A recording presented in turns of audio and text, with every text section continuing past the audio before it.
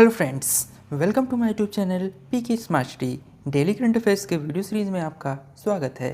आज 28 नवंबर 2020 से current affairs के जितने भी इंपॉर्टेंट क्वेश्चन बनते हैं हम इस वीडियो में डिस्कस करेंगे। चलिए वीडियो स्टार्ट करते हैं। आज का पहला इंपॉर्टेंट क्वेश्चन है, हाल ही में राष्ट्रीय दुग्ध दिवस कब मनाया गया? इसका सही आंसर ऑप्शन नंबर डी 26 नवंबर को।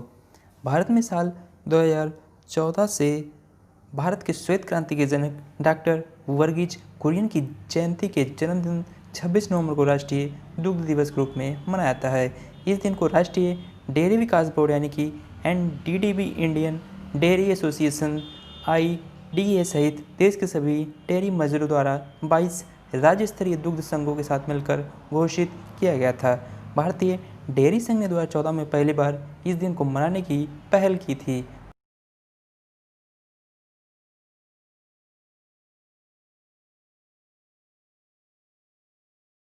चलिए अब आपको नवंबर माह के सारे इंपॉर्टेंट डे फिर से रिवीजन कराते हैं। बात करें, 1 नवंबर को विश्व शाकाहारी दिवस, 5 नवंबर को विश्व सुनामी जागरूकता दिवस, 7 नवंबर को राष्ट्रीय कैंसर जागरूकता दिवस, 8 नवंबर को वर्ल्ड अर्बनाइजेशन डे और वर्ल्ड रेडियोलॉजी डे।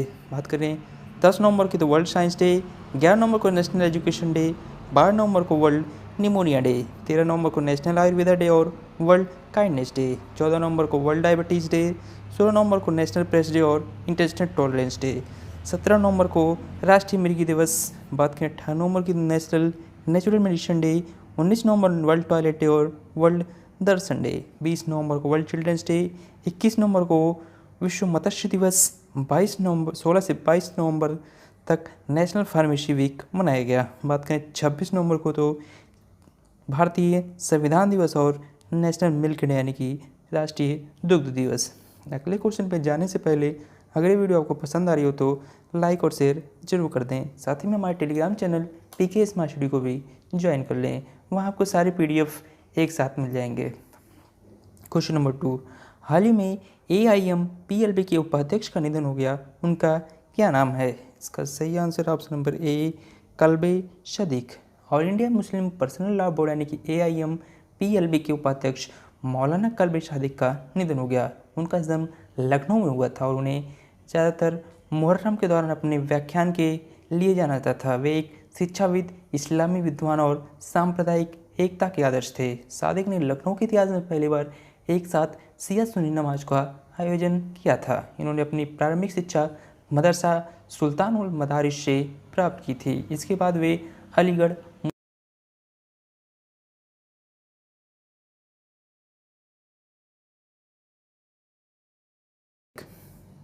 चलते हैं क्वेश्चन नंबर 3 की तरफ।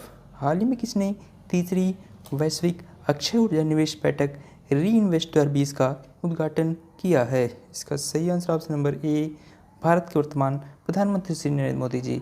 प्रधानमंत्री श्री नरेंद्र मोदी ने वीडियो कॉन्फ्रेंसिंग के माध्यम से तीसरी वैश्विक अक्षय ऊर्जा निवेश बैठक और एक्सपो का उद्घाटन किया। शिखर सम्मेलन का आयोजन नवीन और नवीकरणीय ऊर्जा मंत्रालय द्वारा किया जाता है।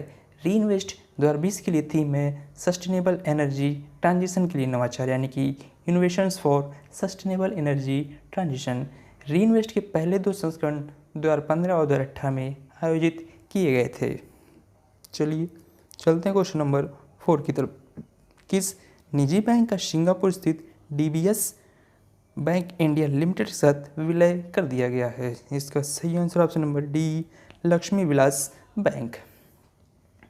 लक्ष्मी विलास बैंक लिमिटेड एक भारतीय निजी क्षेत्र का बैंक था जिसे वर्ष 1926 में करूर, तमिलनाडु में स्थापित किया गया था। 25 नवंबर 2020 को प्रधानमंत्री नरेंद्र मोदी की अध्यक्षता में केंद्रीय मंत्रिमंडल ने भारत में सिंगापुर स्थित DBS बैंक की पूर्ण स्वामित्व वाली एक सहायक कंपनी के साथ लक्ष्मी विलास बैंक लिमिटेड के विलय को मंजूरी दे दी है। रिजर्व बैंक ऑफ इंडिया ने इन दिनों नकदी मुद्रा संकट से जूझ रहे लक्ष्मी विलास बैंक पर पहले कई प्रतिबंध लगाए थे। इसके बाद RBI ने लक्ष्मी विलास बैंक के DBS बैंक में विलय की घोषणा कर दी थी। यह विलय 27 नवंबर 2020 से लागू हो चुकी है। इसके साथ ही लक्ष्मी विलास बैंक का नाम बदलकर DBS बैंक हो जाएगा, जिसके तुरंत बाद रिजर्व बैंक की ओर से लक्ष्मी विलास बैंक पर लगाया गया मोरेटोरियम भी हटा दिया जाएगा। चलिए अब आपको ले चलते हैं क्वेश्चन नंबर 5 की तरफ। किस फिल्म को ऑस्कर के लिए भारत की आधिकारिक प्रविष्टि के तौर चुना गया है। इसका सही answer option number A jallikattu. Malayalam film jallikattu को विदेशी भाषा की फिल्म श्रेणी में ऑस्कर के लिए भारत की आधिकारिक प्रविष्टि के तौर पर चुना गया है। लिजो जोस पेलिसरी द्वारा निर्देशित यह फिल्म एक बैल के इर्द गिर्द घूमती है जो अपने निर्धारित वध की पूर्व संध्या पर दूधराज के एक पहाड़ी गांव में एक बूचड़खाने से भाग जाता है। इस फिल्म को सर्वसम्मति से हिंदी, मराठी और अन्य भाषाओं की 27 प्रविष्टियों से चुना गया था। जल्लीकट्टू फिल्म का नाम दक्षिण में लोकप्रिय और विवादास्पद बुल टेमिंग कार्यक्रम से लिया गया है। इसमें अभिनेता एंटनी वर्गीस, चेम्मन, विनोद जोश, सैंती बालाचंद्रन और साबुमान अब्दुल समद जैसे कलाकारों ने दमदार अभिनय किया है। चलिए चलते हैं क्वेश्चन नंबर 6 की तरफ। किस अदालत ने यह फैसला सुनाया है कि केंद्र और राज्यों को नागरिकों की अर्जित संपत्तियों पर अनिश्चितकालीन अधिकार रखने की अनुमति नहीं दी जा सकती? इसका सही answer option number C supreme court यानी कि उच्चतम न्यायालय यानी कि सर्वोच्च न्यायालय।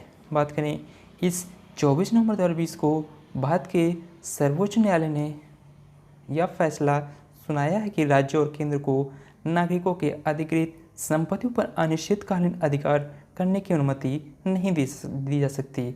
यह भू संपत्ति का एक ऐसा मामला है जिसे जमीन को केंद्र द्वारा 1964 में मुआवजा तय करके रक्षा उद्देश्यों के लिए अधिकृत किया गया था। यह मामला 2 बार कर्नाटक हाई कोर्ट में गया और हाई कोर्ट ने हालांकि केंद्र के खिलाफ अपना फैसला सुनाते हुए कहा है कि सरकार में कोई सत्यता नहीं है, फिर भी ज़मीन के वास्तविक मालिक को यह ज़मीन सौंपने से इनकार कर दिया क्योंकि यह ज़मीन केंद्र द्वारा रक्षा उद्देश्यों के लिए इस्तेमाल की जा रही थी।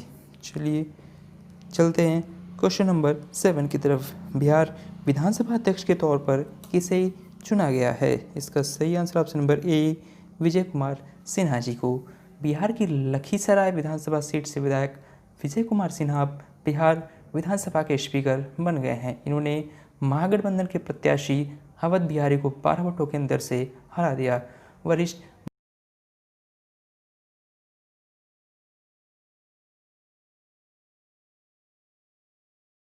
विपक्षी नेताओं के हंगामे के बीच यह वोटिंग प्रक्रिया संपन्न हुई और इस वोटिंग प्रक्रिया में कुल 240 विधानसभा सदस्य शामिल हुए थे।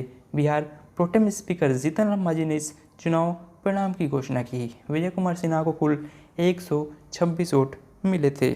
चलिए अब आपको डिटेल्स में बिहार के बारे में बातें हैं। बिहार का गठन 1 अप्रैल 1936 को हुआ था। वर्तमान मुख्यमंत्री श्री नीतीश कुमार जो भी हाल ही में अपना पद ग्रहण किए। Governor Shri Phagu Chauhan, capital Patna, first CM Krishna Singh, first governor James Sifton ji. Lok Sabha seat 40, Rajya Sabha seat 16, total district है 38। बात करें first dolphin research centre Patna में है। बिहार का हाईकोर्ट पटना में है। चीफ जस्टिस है संजय करोल जी। चलिए आपको मैप में दिखाते हैं, यह मैप में बिहार। चलते हैं क्वेश्चन नंबर 8 की तरफ। किस राज्य ने जबरन धर्मांतरण के खिलाफ एक अध्यादेश पारित किया है? इसका सही answer option number B Uttar Pradesh.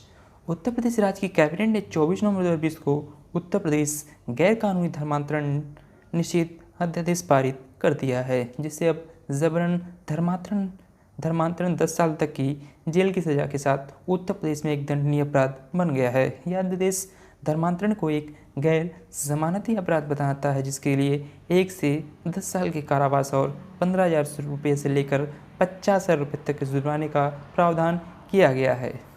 चलिए अब आपको उत्तर प्रदेश के बारे में डिटेल्स में बताते हैं। बात करें इसका गठन 26 जनवरी 1950 को हुआ था। वर्तमान मुख्यमंत्री योगी आदित्यनाथ जी जो कि आपको इमेज में दिखाई दे रहे हैं। Governor Shrimati Anandiben Patel, capital Lucknow, first CM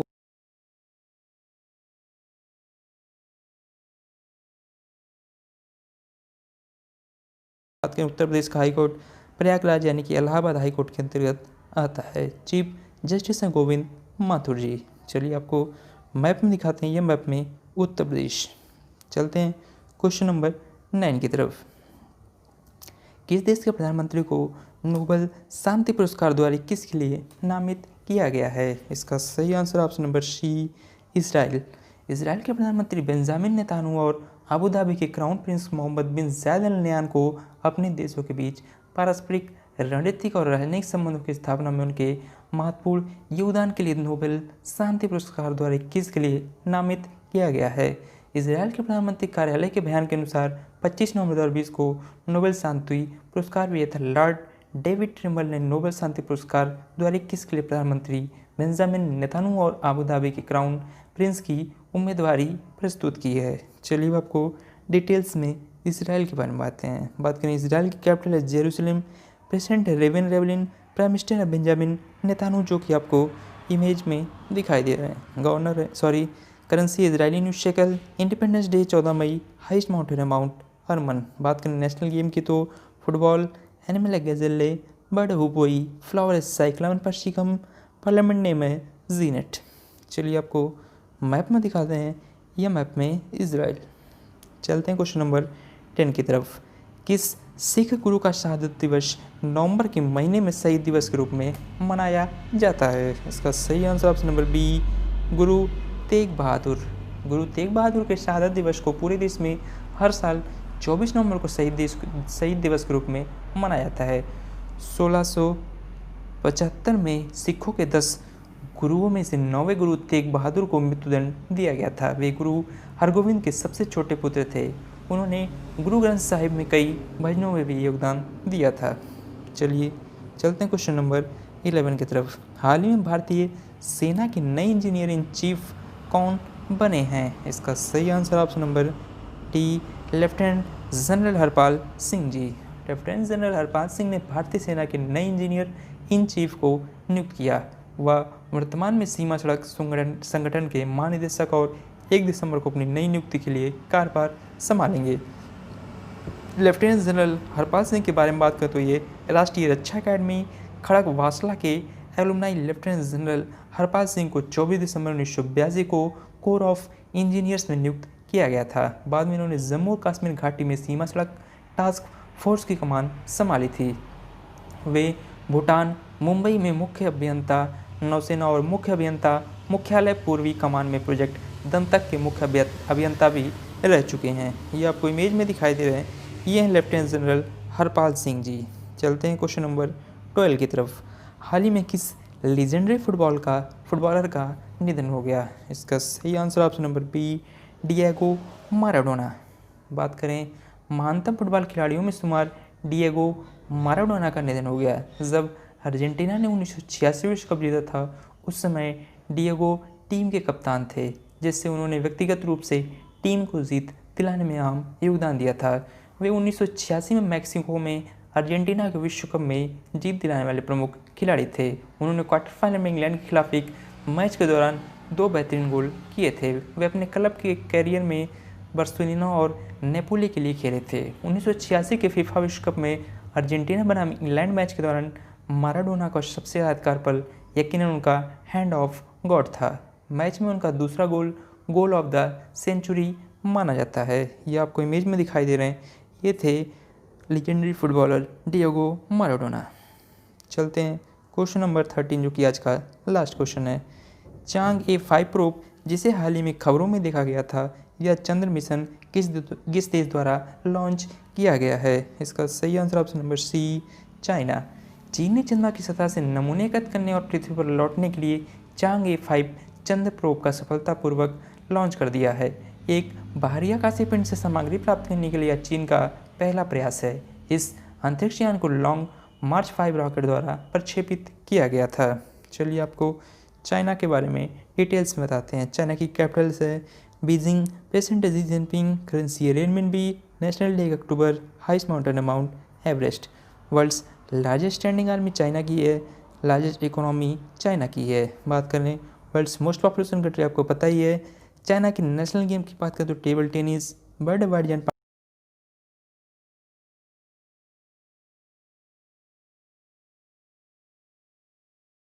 चलते हैं कुछ पिछले दिन के वन लाइनर करंट अफेयर्स की तरफ। बात करें आर्यन चिब्बर, जिनका हाल ही में निधन हुआ, वे डिफेंस से जुड़े हुए थे। भारत सरकार ने 24 नवंबर 2020 को 43 मोबाइल ऐप को ब्लॉक कर दिए। ट्रांसजेंडर लोगों के लिए राष्ट्रीय पोर्टल हाल ही में थावरचंद गहलोत जी ने लॉन्च किया। भारत की केरल राज्य सरकार ने एक ऐसा अध्यादेश स्थगित किया जिसमें अपमानजनक सामग्री के लिए जेल की सजा के साथ 10,000 रुपये के जुर्माने का प्रावधान है। बात करें IPPB ने PM जीवन ज्योति बीमा योजना लॉन्च किया। ICC के नए अध्यक्ष हाल ही में ग्रेग बार्कलेजी बने हैं। भारतीय संविधान दिवस 26 नवंबर को मनाया गया।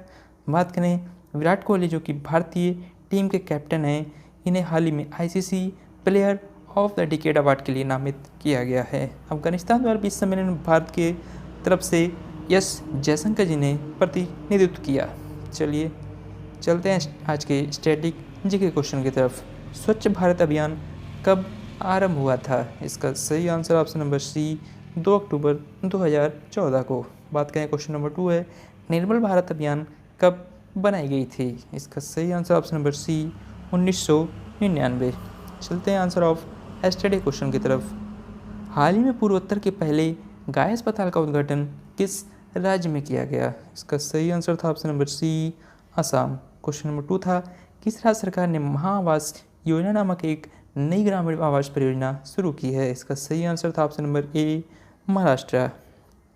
चलते हैं क्वेश्चन ऑफ द डे की तरफ।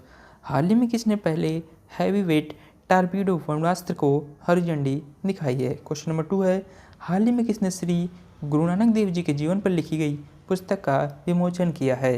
इन दोनों क्वेश्चंस का आंसर आपको कमेंट बॉक्स में कमेंट करके बताना है। ऐसे डेली करंट अफेयर्स के वीडियो के लिए आप अपने चैनल PK स्मार्ट सब्सक्राइब करें। वीडियो अच्छी लगी हो तो लाइक और शेयर ज़रूर करें। Thank you.